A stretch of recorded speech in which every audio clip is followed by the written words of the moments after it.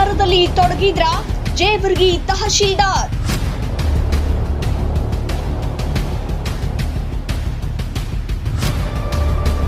ತಹಶೀಲ್ದಾರ್ ಹಾಗೂ ಸಿಬ್ಬಂದಿ ಶರಣು ಆಡಿಯೋ ಸಂಭಾಷಣೆ ವೈರಲ್.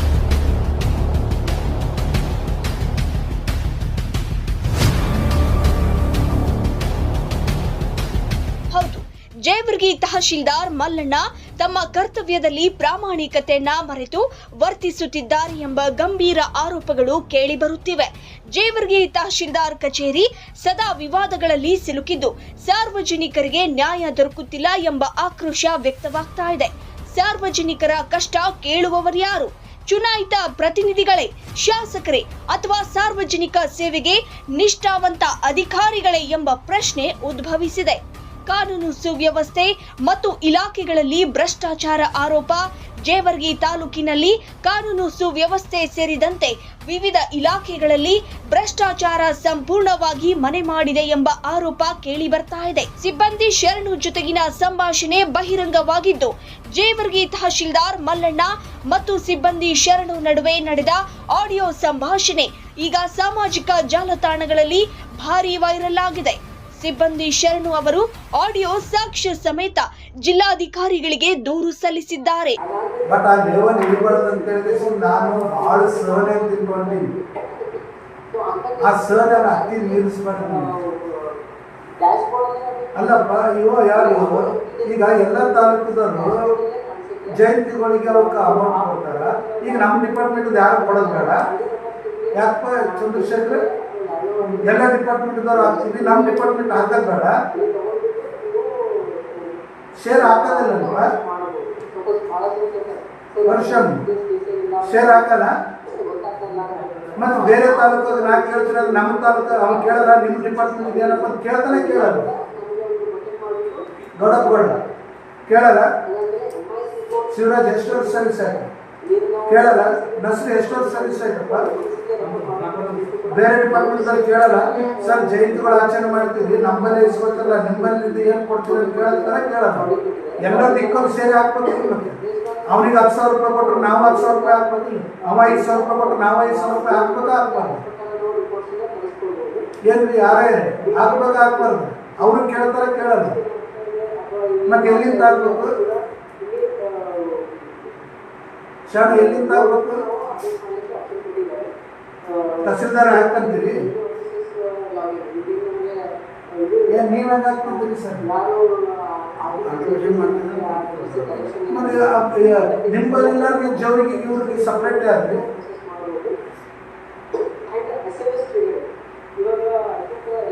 ಅಲ್ಲ, ಅದು ಜಯಂತಿದ ಕೊಡಂದ್ರ ಏನೋ ಟಿಪ್ಪು ನಿಮ್ಗೆ ಕೈಕಾಲು ಬಿದ್ದರೂ ಕೊಡಲಾಗಿಲ್ಲ.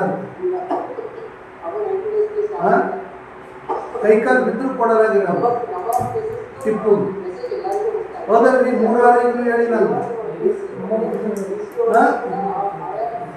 ಬರೀ ಒಂದು 2,000 ರೂಪಾಯಿ ಅಂದ್ರ ನಾನು ಇವ 25,000 ರೂಪಾಯಿ ಹಾಕೊಡ್ಬೇಕು ಸರ್ವೇರು. ಇವ ಯಾಕ ಒಂದು ತಿಂಗಳಿಗೆ 30,000 ರೂಪಾಯಿ ಕೊಟ್ಟು ಫ್ಲಾಗ್ ಹಾಕಿ ಕಳಿಸ್ಬೇಕು. ಈಗ ನಮ್ಮ ಡಿಪಾರ್ಟ್ಮೆಂಟ್ ಫ್ಲಾಗ್ ರೆಡಿ ಮಾಡ್ತಾರೆ. ನಾನು ಹೇಳ್ತೀನಿ, ಸರ್ಕಲೈಸ್ 3 ಫ್ಲಾಗ್ ರೆಡಿ ಮಾಡ್ತಾರೆ. ಯಾರು left right MLS left right ಇಲ್ಲ, ಹೋಗಿ ಕೇಳ್ಬಾರ್ದು ಸರ್ ಏನಾದ್ರು ಫ್ಲಾಗ್ ಹೇಳಿದ್ರೆ ಇಲ್ಲ ಅಂತೇಳಿ. ನಾನೇನೋ ನಮ್ಮ ಕಡೆ ಬರ್ಲಾರ್ದಾಗ ಎಲ್ಲ ಕಡೆ ತಿರುಗಿಸ್ಲಾಕತ್ತೀವಿ. ಒಂದು ಬಿಕ್ಕಿ ಬೇಡಕತ್ತಮ್ಮ 2,000 ರೂಪಾಯಿ ಕೊಡೋದಿಲ್ಲ ಅಂತ ಗೊತ್ತಿಲ್ಲ. ನೋಡಪ್ಪ, ನಾನು ಇಲ್ಲೇ ಬೆಳೆದಂಗಿದ್ದೀನಿ, ನೀವಲ್ಲಿ ಹೆಚ್ಚಿಟ್ಟು ನನಗೆ ಹೇಳ್ತಾರಂತ ಫಸ್ಟ್ ಹೇಳಿ. ನಾನು ನೀವು ಕೇಳಿದ್ರು ನನ್ನ ಹೆಸರು ಹೇಳಿ ತಿಂದಿರೋ ಹೊರತು ನಿಮ್ಮ ಹೆಸರು ಹೇಳಿ ತಿನ್ನಲ್ಲ. ನನ್ನ ಹೆಸರು ಹೇಳಿ ತಿಂತೀರಿ. ನಾ ಈ ಕುರ್ಚಿ ಮೇಲೆ ಕುಂತು ಪ್ರಮಾಣ ಮಾಡಲು ಹೇಳ್ತೀನಿ, ಇನ್ನು ಮುಂದೆ ತಿನ್ನಕ್ಕೂ ಕೊಡಲ್ಲ, 100 ಕೊಡಲ್ಲ. ನಾನು ಇಸ್ಕೊಂಡ್ರೆ ಎಂಬರಿ ಶುರು ಮಾಡ್ತೀನಿ. ನಾನು 100 ಸ್ಟಾರ್ಟ್ ಮಾಡ್ತೀನಿ. ನಾನು ನನ್ನ ಹೆಸರು ಹೇಳಿ ತಿಂದು ನಮಗೆ ಒಂದು ಕಪ್ಪಿಗೆ ಇದು ಮಾಡಕ್ ರೆಡಿ ಇಲ್ಲ ಅಂದ್ರೆ ಅಲ್ಲ. ನಾನು ಬೇರೆ ಡಿಪಾರ್ಟ್ಮೆಂಟ್ಗೆ ಹಂಗೆ ಇಸ್ಕೊಂಡು ಇವತ್ತು ಬಂದು ಎಷ್ಟು ಜನ ಹೇಳಿದ್ರು ಗೊತ್ತದ? ಯಾರೇ ಇದ್ರ ಮಕ್ಕಳು ಇದ್ದಾಗ ನೀನು ಬೇರೆ ಡಿಪಾರ್ಟ್ಮೆಂಟ್ದಾಗ ಏನು ಉಗಿತಾ ಇದ್ರು? ನಾವು ಎಷ್ಟು ಉಗಿತಾ ಇದ್ರು? ನಮ್ಮಲ್ಲಿ ಕೇಳ್ತಾರಪ್ಪ, ಯಾಕೆ ಸರ್ವೇರ್ ಕೇಳ್ತಾರ? ಇದೆ ಅಂತಾರೆ ಅವರು. ನಿಮ್ಮಲ್ಲಿ ದಿನ ನಾನು ಹೇಳ್ರಿ ಅಂತ ಮತ್ತೆ ನೀವೇ ಅವ್ರ ಬಲ್ಲಿ ಹೋಗ್ತೀರಿ. ನಾ ಏನ್ರ ಮಾಡೋಣ ಪಿ ಅವ್ರ ಬಲ್ಲಿ ಸಾಹೇಬ್ರಿಗೆ ಹೇಳ್ರಿ ಅಂತ ಅವ್ರೇ ಅಂತಾರೆ. ಸರ್ ಎಷ್ಟು ತಿಂತಾರ ನಮ್ಗೆ ಗೊತ್ತಿಲ್ಲ, ನಾ ಸ್ವಲ್ಪ ಗಂಟುಗಳೇ ನಾವು ಹೇಳ್ಬಾರ್ದು ಅಂತ ಹೇಳಿ. ನೋಡಪ್ಪ ಮನಸ್ಸಿಗೆ ನಿಮ್ದೆ ಒಂದು ಸಿಂಪಲ್ ಹೇಳ್ತೀನಿ, ನಮ್ಗ ಗೌರ್ಮೆಂಟ್ ದುಡ್ಡು ಕೊಟ್ಟದ ಆ ಕೆಲಸ ಮಾಡಿ ಕೊಡ್ಲಾಕ, ಆದ್ರೂ ನೀವು ಇಸ್ಕೋಬೇಕಂತ ಮನಸ್ಥಿತಿ ಅದಲ್ಲ. ಮನಸ್ಥಿತಿ ಆದ್ರೆ ಕೊಟ್ಟರೆ ಮಾಡ್ಬೇಕಂತ ನಿಮ್ ಪಾಕಿಡ್ದಂತ ಇಲ್ಲಲ್ಲ. ಇಲ್ಲಪ್ಪ ಏನೋ ನಿಮ್ ಪಾಕಿಡದ ತೆಗೆದು ಕೊಡಕತ್ತಪ್ಪ ವಿಚಾರ ಮಾಡಕ. ಬೇರೊಬ್ರ ಬಲ್ಲಿ ನೀವು ಇಸ್ಕೊಂಡು ಅದೇ ಕೊಡಕ್ಕೆ ನಿಮ್ಗೆ ಇಷ್ಟು ಕಷ್ಟ ಆಗತ್ತದ ಅಂದಾಗ ಮತ್ತೆ ಬೇರೆ ಡಿಪಾರ್ಟ್ಮೆಂಟ್ ಯಾಕೆ ಮಾಡ್ಬೇಕು? ಯಾಕೆ ಇಸ್ಕೊಳಕ್ ಹೋಗ್ತೀರಿ? ನೀವು ಯಾಕೆ ಮಾಡ್ತೀರಿ? ಬಡವರಿಗೆ ಮಾಡಿದ್ರೆ ಹೆಲ್ಪ್ ಮಾಡಿರಿ.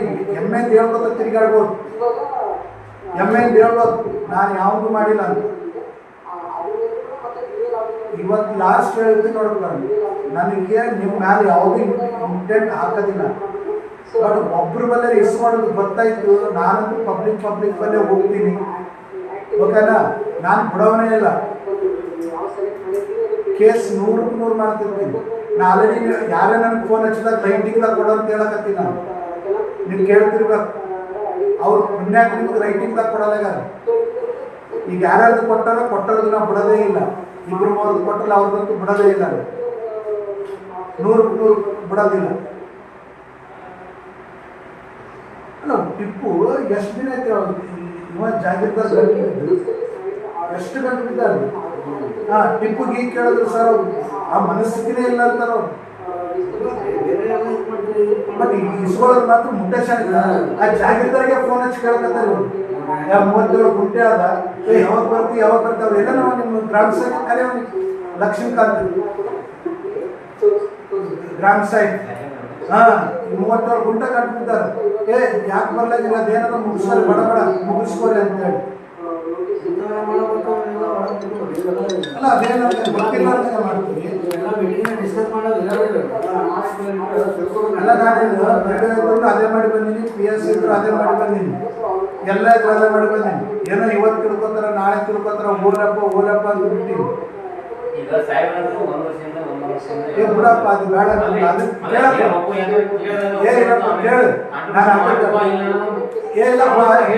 ಇಲ್ಲಪ್ಪ ಅದ್ರ ಬಗ್ಗೆ ಹೇಳ್ತಾ ಇಲ್ಲ.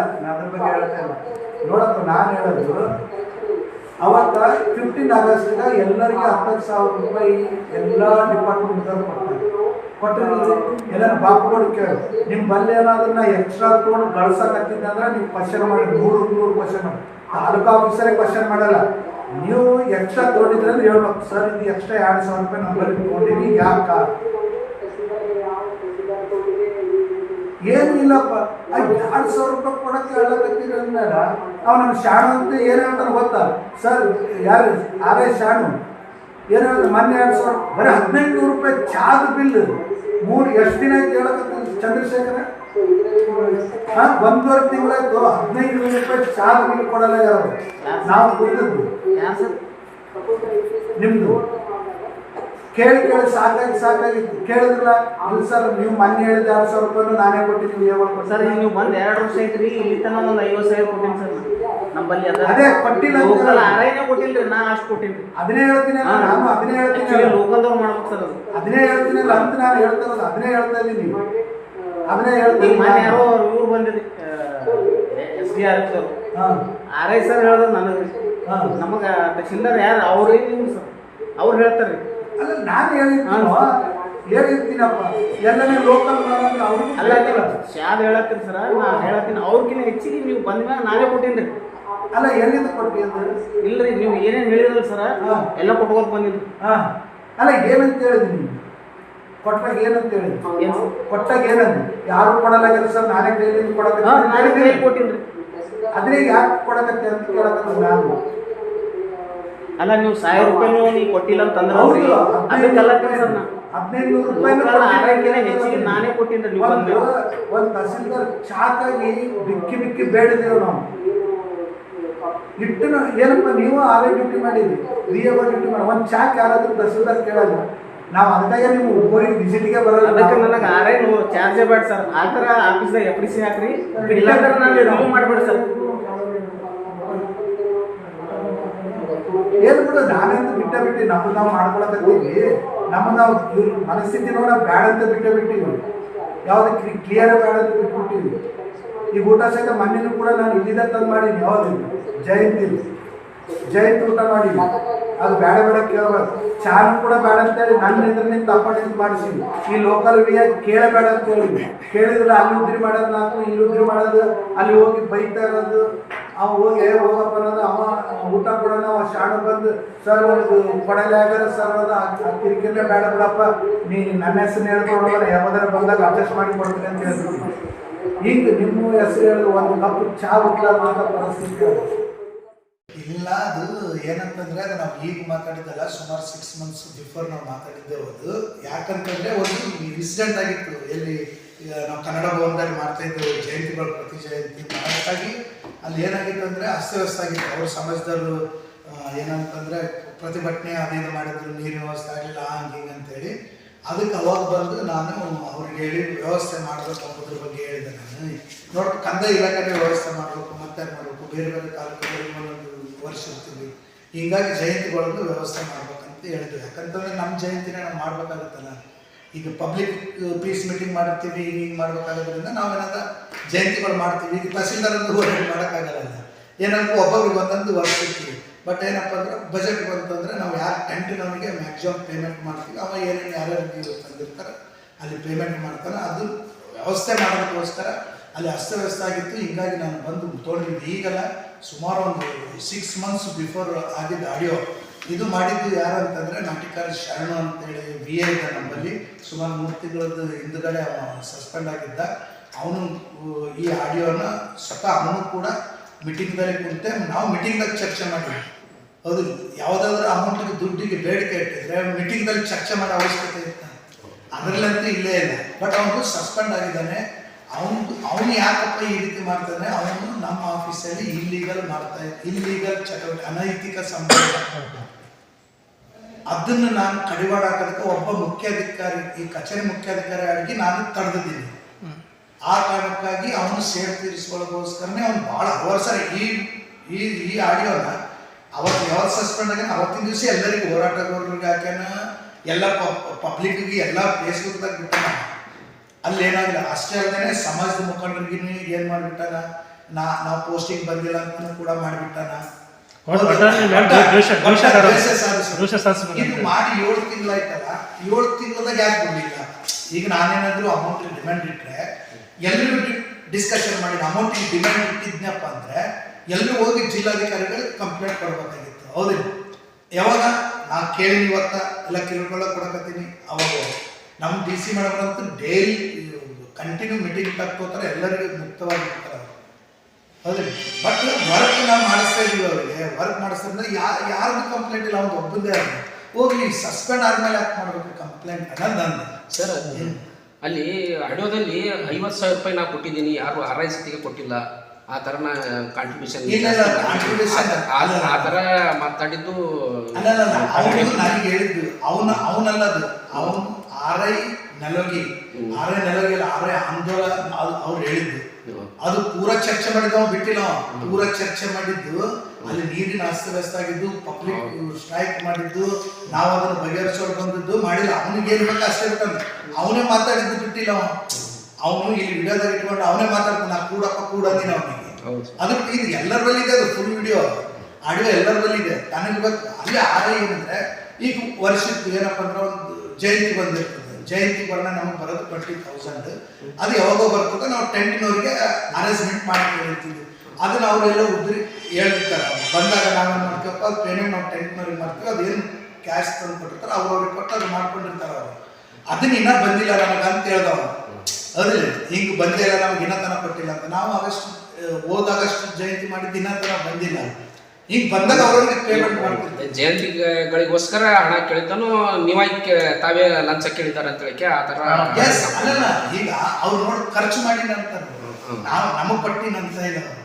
ಹೌದಿಲ್ಲ? ಈಗ ನನಗೆ ಯಾರನ್ನ ಆರೋಪ ಮಾಡ್ಯಾನಲ್ಲ, ಎಷ್ಟು ಅಮೌಂಟ್ ತಹಸೀಲ್ದಾರ್ ಕೊಡ್ತಾನೆ ಕೇಳಿ, ಹೋಗಿ ಎಷ್ಟು ಜಯಂತಿಗಳಿಗೆ ಅವ ಅಟೆಂಡ್ ಆಗ್ಯಾನ ಅಂತ ಕೇಳಿ. ಅವನಿರೋದು ನೆಲೋಗಿ ಜಯಂತಿಗೆ ನಾನು ಬಂದಿದ್ದು ಕಂಪಲ್ಸರಿ ಎಲ್ಲರೂ ವಿಯಗಳು ಆ ನಾಡ ಕಚೇರಿಗೆ ಹೋಗಿ ಜಯಂತಿ ಆಚರಣೆ ಮಾಡ್ಬೇಕಂತ ಆರ್ಡರ್ ಮಾಡಿ ನಾನು ಜೀತಸ್ಕೊಡಕ್ಕೆ ತೊಗೊಳಕತ್ತೀನಿ. ಜಯಂತಿ ಆಚರಣೆ ಮಾಡಕ್ ಹೊರಟಾರೆ. ಇಲ್ಲ ಸುಮಾರು ನೀವು 6 ಮಂತ್ ಬ್ಯಾಕ್ ಆಗಿದೆ ಅಂತ ಕೇಳಿ. Yes, ಆ 6 ಮಂತ್ ಬ್ಯಾಕ್ ಆಗಿದ್ದ ಪ್ರಕರಣ ಈಗ ಯಾಕೆ ಮಾಧ್ಯಮದಲ್ಲಿ ಬಂತು? ಅದನ್ನೇ ಗೊತ್ತಿಲ್ಲ. ಇದು ಸಿನಿಮಾದವರಿಗೇನೆ ಫಸ್ಟ್ ಡೇ ಸಸ್ಪೆಂಡ್ ಆದಾಗ ಎಲ್ಲ ಕಡೆ ವೈರಲ್ ಮಾಡೋಣ. ಹೌದಿಲ್ಲ, ಅವಾಗ ಆಗ್ಲಾರ್ದು ಇವು ಒಟ್ಟ ಫಸ್ಟ್ ನಮ್ಮ ಸಮಾಜ ನಾನು ಮಾತಾಡ್ತೀನಿ ಕಾಮನ್, ನಾನು ನನ್ನ ಮಾತಾಡ್ತಿರ್ತೀನಿ. ಅವಾಗ ಹೇಳೋದು ಏನಪ್ಪ ನಾ ಹಿಂಗ್ ಬಂದೆ ಪೋಸ್ಟ್ ಹಿಂಗ್ ಬಂದೆ ಅಂತ ಹೇಳ್ತಾ ಇರ್ತಾರೆ. ಅದನ್ನ ಇಟ್ಕೊಂಡು ನಮ್ಮ ಸಮಾಜದವ್ರಿಗೆ ನಮ್ಮ ಸಮಾಜದಾಗ ಕೇರ್ ಮಾಡಿಲ್ಲ ಅವನಿಗೆ. ಹೌದಿಲ್ಲ, ಯಾಕಂದ್ರೆ ಇವ್ನ ಹ್ಯಾಬಿಟ್ ಹ್ಯಾಂಗಂತ ಗೊತ್ತಿರ್ತದ, ಸೈಕೋ. ಹೌದಿಲ್ಲ, ಅವ್ನ ಹ್ಯಾಬಿಟ್ ಹ್ಯಾಂಗಂತ ಗೊತ್ತಿದ್ದಕ್ಕಾಗಿ ಕೇರ್ ಮಾಡಿಲ್ಲ. ಮತ್ತೇನ್ ಮಾಡಿದ ವಿಯೋಗಳಿಗೆ ಬರ್ದು ಅವ್ನ ಸ್ಟೇಟಸ್ ನೋಡ್ಕೊಳ್ರಿ. ನಾನು ಸ್ಟೇಟಸ್ ಬೇಕಾದ್ರೆ ಅವ್ನು ವಿಯೋಗಳಿಗೆ ಬೈದು ನಿದ್ದೆ ಮಾಡಕತ್ತಾರ, ಅವ ಹೇಳಿದ್ದನ್ನ ಬಾಲ ಮುದ್ರಿಸ್ಕೊಂಡು ತಿಂತಾರ. ವಿಯೋಗಳು ಬಂದು ನಾವು ಸಮರ್ಥ ವಿಯೋಗಳು ಅಂತ ಬರ್ತಾರ. ಅಂದ್ರೆ ನೀವು ಮಾಡ್ರಿ ಅಂತ ಪ್ರವೋಕ್ ಮಾಡಕತ್ತಿದ್ವಿ. ನಾವು ನಮ್ಮಷ್ಟೇ ನಾವು ಕೆಲಸ ಮಾಡ್ತೇವೆ. ಅವ ಏನ್ ಮಾಡ್ತಿರ್ತಾನ ಮಾಡಿದ ಅವನದೇನು ಒಟ್ಟ ಆ ಅನೈತಿಕ ಸಂಬಂಧಕ್ಕೋಸ್ಕರ ನನಗೆ ಡೌನ್ ಮಾಡ್ಯಾನ, ನನಗೆ ಅವಮಾನ ಮಾಡಿ. ಯಾಕಂದ್ರೆ ಅವನು ಈ ತಾಲೂಕದವನೇ, ಇದೇ ತಾಲೂಕದವನೇ. ಅವನು ಬಂದು ತಹಸೀಲ್ದಾರ್ಗೆ ಎಲ್ಲರಿಗೆ ಅವನು ಬ್ಲ್ಯಾಕ್ ಮೇಲ್ ಮಾಡಿ ಎದುರಿಸಿದಾನೆ. ಬಟ್ ನಾನು ಇರೋದ್ರಿಂದ ಅವನಿಗೆ ಅದು ನಡೆದಿಲ್ಲ. ಅವನಿಗೆ ಈ ಆಡಿಯೋ ಇಟ್ಕೊಂಡೇ ನಮ್ಮ ಸಿಬ್ಬಂದಿಗೆ ಹೇಳ್ತಿದ್ದಾರೆ, ನನಗೆ ಟಚ್ ಮಾಡಿದಂದ್ರೆ ಸಾಹೇಬರಿಗೆ ತಲೆ ತೆಗ್ಸಾಕ್ ಮಾಡ್ತೀನಿ ಅಂತ ನಮ್ಮ ಸಿಬ್ಬಂದಿ ಎಲ್ಲರಿಗೂ ಹೇಳ್ತಾನೆ. ಯಾಕಂದ್ರೆ ನಿಮ್ಮ ಸಿಬ್ಬಂದಿ ಕೇಳ್ತಾನೆ. ಹೌದಾ, ಇದೇ ಒಂದು ಆಡಿಯೋಗೆ ಇರ್ಬೋದು. ಅದು ಎಲ್ಲ ಇಷ್ಟೊಂದು ತಮ್ಮ ಒಬ್ಬ ಆಡಿಯೋ ಆಗಲಿ ಮತ್ತು ಈ ಥರ ಏನೋ ಒಂದು ಸೋಷಿಯಲ್ ಮೀಡಿಯಾದಾಗ ತಮ್ಮ ಹೆಸರು ಹೇಳ್ಕೊಂಡು ಏನೋ ಒಂದು ಚಾಟಿಂಗ್ ಮಾಡಿ ಏನೋ ಹಾಕಿದ್ರು. ಆದರೆ ಇದಕ್ಕೆ ಪೂರ್ವವಾಗಿ ನೀವು ಏನಾದರೂ ಕಂಪ್ಲೇಂಟ್ ಕೊಡ್ಬೋದಿತ್ತಲ್ಲ, ಏನೋ ಕ್ರಮ ತಗೋಬೇಕಿತ್ತಲ್ಲ ಅಂತ. ತಾಲೂಕಾ ದಂಡಾಧಿಕಾರಿ ನಮ್ಮ ಜವಾಬ್ದಾರಿ ಏನಂತಂದ್ರೆ ಎಲ್ಲ ಇಲಾಖೆ ಸಂಬಂಧಪಟ್ಟ ತಮ್ಮ ದೊಡ್ಡವರು ಇದ್ದೀವಿ. ಯಾಕಂತಂದ್ರೆ ನಿಮ್ಮ ಮೇಲೆ ಒಬ್ಬ ವ್ಯಕ್ತಿಗೆ ಒಬ್ಬ ಸಿಬ್ಬಂದಿ ನಿಮ್ಮ ಕೈ ಸಿಬ್ಬಂದಿ ಈ ತರ ನಿಮ್ಮ ಮೇಲೆ ಆರೋಪ ಮಾಡ್ತಾನ ಇಲ್ಲ ಸಲ್ಲದಂತ ಇದಕ್ಕೆ ನೀವು ಬರೆದು ಕೊಟ್ಟಿನಿ. ಅವ್ ಮಾಡಿದಂತ ಎಲ್ಲಾ ಚಾಟಿಂಗ್ ಅಸಮರ್ಥ ಅಧಿಕಾರಿ ಅಂತ ಟಿಮ್ ಬರ್ದಿಟ್ಟಾನ, ಯಾವುದೋ ಇದ್ರ ಪ್ರಕಾರ ಅಂತ ಟಿಮ್ ಬರ್ದಿಟ್ಟಾನ. ಅವು ಎಲ್ಲಾನೇ ಏನಪ್ಪ ಅಂತಂದ್ರೆ ಬರ್ದಿಟ್ಟಿದ್ದನ್ನ ನಾವು ಮೇಡಮ್ ಅವ್ರ ಗಮನಕ್ಕೂ ತಂದಿದ್ದೀವಿ. ಅದ್ರ ಮೇಲೆ ಅವ್ರ ಆ್ಯಕ್ಷನ್ ಮಾಡಿದ್ದಾರೆ. ಈಗ ಅವ್ನು ಪದೇ ಸೈಕಲ್ ಮಾಡಕತ್ರ ಅವ್ನು ಹಿಂದೆ ಯಾಕೆ ಬಂದಿರ್ಬೇಕೆಲ್ಲ ಕೆಲಸ ಬಿಟ್ಟಿದ್ವಿ. ಹೌದಿಲ್ಲ, ಈಗ ನಾವು ವರದಿನೇ ಸಲ್ಲಿಸ್ಬೇಕು, ವರದಿ ಸಲ್ಲಿಸಿದ್ದೀವಿ. ಅವನು ಕಟ್ಟಿದ ಎಲ್ಲನೇ ವರದಿ ಹಣಕ್ಕಾಗಿ ಕಿರುಕುಳ ಕೊಟ್ಟಿದಾರಂತ. ಆದ್ರೆ ನೀವು ವೈಯಕ್ತಿಕವಾಗಿ ಅವನಿಗೆ ಅವನ ಹತ್ರ ಏನೋ ಹಣ ಇಲ್ಲ, ಅವನ ಹತ್ರ ಅಲ್ಲ, ಯಾರ ಹತ್ರನೂ ಇಲ್ಲ. ಬೇಕಾದ್ರೆ ನೀವು ಇಲ್ಲಿ ಸರ್ ಇನ್ನೊಂದು ಮೇಲ್ನೋಟಕ್ಕೆ ಸ್ಪಷ್ಟವಾಗಿ ಕಾಣುತ್ತದೆ. ನೀವು ವೈಯಕ್ತಿಕವಾಗಿ ನೀವು ಫೋನ್ ತಂದು ಮಾತಾಡೋದಾಗಿರ್ಬೋದು, ಅದೇನಿಲ್ಲ, ಚರ್ಚೆ ಮಾಡಿ ಕಾಮನ್ ಎಲ್ಲರಿಗೂ. ಆದ್ರೆ ನಮ್ಮ ಸ್ಟಾಫ್ ಅದು ಅಂದ್ರೆ ಯಾಕಂದ್ರೆ ನೀರ್ ಸಹಿತ ಇರಲಿಲ್ಲ ನಮ್ಮ ಬರೀ. ನೀರಿಲ್ಲ ಕೂಡ ನೀರು ತೋಡ್ಬಾರಪ್ಪ ಅಂತಂದೆವು. ಇಲ್ಲ ಸರ್ 2 ದಿವಸ ಆಯ್ತು ನೀರಿಲ್ಲ ಅಂತಂದು. ಯಾಕೆ ನೀರಿಲ್ಲ ಅಂದ್ರೆ ಇಲ್ಲ ತಂದಿಲ್ಲ ಅಂದ್ರೆ ಅವಾಗ ಯಾಕಪ್ಪ ತಂದಿಲ್ಲ ಅಂತ ಚರ್ಚೆ ಸ್ಟಾರ್ಟ್ ಆಯ್ತದ್ದು. ವಿ ಸಿ ಸೌಂಡ್ ಕೇಳಿಸ್ತಾ ಇದೆ ನೋಡಿ. ಯಾಕೆ ತಂದಿಲ್ಲ ಅಂದ್ರೆ ಇಲ್ಲ ಸರ್ ಹಿಂಗಾಯ್ತು ಅನ್ನೋ ಅವಾಗ ಏನ್ ಮಾಡ ಅಂತ ಚರ್ಚೆ ಸ್ಟಾರ್ಟ್ ಆಯ್ತು. ಅದೆಲ್ಲ ಬಿಟ್ಟಿಲ್ಲ ಅವರು. ಈಗ ಅವನು ಮೊಬೈಲ್ ಅವನು ಬರ್ಕೊತಿದ್ದಾನೆ, ಆ ಇದ್ರಾಗೆಲ್ಲ ಬರ್ಕೊತಿದ್ದಾನೆ ನನ್ನ ಸ್ಟೇಟಸ್. ನೀವು ಅವನಿಗೆ ಸಸ್ಪೆಂಡ್ ಮಾಡಿ ಸಲೇಕ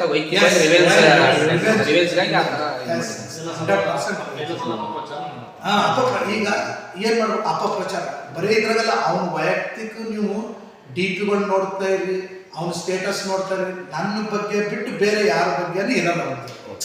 ಹೌದಾ, ಯಾಕಂದ್ರೆ ಮೊದಲಿಂದ ಅವನ ಹ್ಯಾಬಿಟ್ ಹಂಗೆ ಅಲ್ಲ, ತಹಸೀಲ್ದಾರ್ಗಳಿಗೆ ಎದುರಿಸಿ ಮಾಡೋದು. ಬಟ್ ನಾನು ಎದುರ್ಲ ಕಾರಣಕ್ಕೆ ಅಪಪ್ರಚಾರ ಸ್ಟಾರ್ಟ್ ಮಾಡಿದೆ. ಇಲ್ಲಪ್ಪ, ಈಗ ನಾನು ಮಾತಾಡೇ 6 ಮಂತ್ಸ್ ಆಯ್ತು. ಈಗ ನಮ್ಮ ಸಿಬ್ಬಂದಿ ಎಲ್ಲರೂ ಇದ್ರಲ್ಲ, 6 ಮಂತ್ ಇದ್ದದ್ದು ಅವಾಗ ಅವನು ಇದ್ದಾನೆ ಪ್ರೆಸೆಂಟ್. ಅವಾಗ ಯಾಕೆ ಮಾಡಲಿಲ್ಲ ರಿಪೋರ್ಟು? ಅವನು ನಾನು ಮನೇಲಿ ಅಂತ ಗೊತ್ತಿದ್ದೆ. ಇವರೇ ಏನು ಹೇಳ್ತಾ ಇದ್ರು ಅಂದ್ರೆ ಎಲ್ಲರೂ ಕೂತು ಸ್ಟ್ರೈಕ್ ಮಾಡಮ್, ಯಾರು ಕೆಲಸ ಮಾಡಬೇಡ್ರಿ, ಸ್ಟ್ರೈಕ್ ಮಾಡಮ್ ತಾವಾಗೆ ಬರ್ತಾರೆ DC. ಯಾಕಂದ್ರೆ ಇವ್ರಿಗೆ ಚೇಂಜ್ ಮಾಡ್ರಿ, ನಾವು ಕೆಲಸ ಮಾಡ್ತೀವಿ ಅಂತ ಹೇಳೋಣ ಅನ್ನೋ ಲೆಕ್ಕಕ್ಕೆ ಇವ್ರು ಕುಂತಿದ್ರು. ನಾವು ಯಾರಿಗೂ ಮಾಡಲ್ಲ, ಕೆಲಸ ಕೇಳಕ ನಿಮ್ಮ ವಿರುದ್ಧ ಎಲ್ಲ ಸಿಬ್ಬಂದಿಗಳಿಗೆ ಎತ್ತಿ ಕಟ್ಟ ಕೆಲಸ ಅದನ್ನೇ ಮಾಡ್ತಾ ಇದ್ದಾನೆ. ನಾವು ಸಿಬ್ಬಂದಿ ತಲೆ ಕೆಡಿಸ್ಕೊಳ್ಳಲ್ಲ.